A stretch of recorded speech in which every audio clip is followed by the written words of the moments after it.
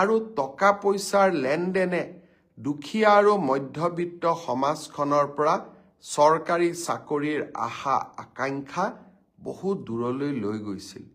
এতিয়া মোক কিছুমান যুৱক যুৱতীয়ে সুধি থাকে, ছাৰ ৰিজাল্ট কেতিয়া দিব, ছাৰ পৰীক্ষাৰ ফলাফল কেতিয়া দিব।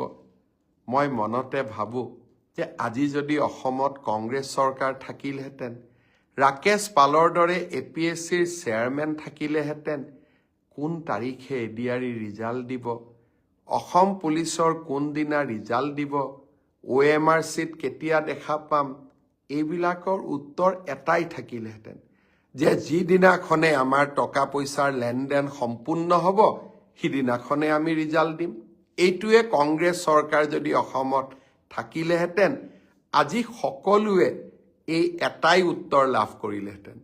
আপোনালোকে যেতিয়া মোক প্ৰশ্ন কৰে, মই যিহেতু কংগ্ৰেছ চৰকাৰৰ দিনতো এই গোটেই পৰিৱেশবিলাক দেখা পাইছিলোঁ, মোৰ মাজে মাজে মনত হাঁহিও উঠে আৰু মাজে মাজে মই চিন্তাও কৰোঁ যে আজিও যদি অসমত কংগ্ৰেছ চৰকাৰ থাকিলেহেঁতেন এই প্ৰশ্নবোৰ কোনোবাই কৰিলেহেঁতেন।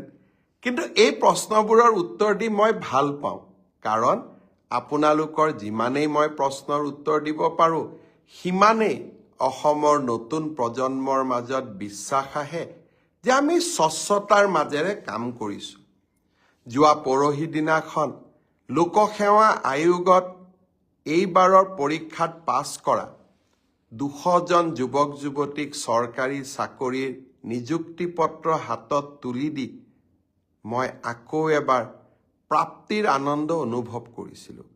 এই 200জন ছাত্ৰ ছাত্ৰীৰ এগৰাকীও মন্ত্ৰী বিধায়কৰ সম্পৰ্কীয় নহয়, এগৰাকীও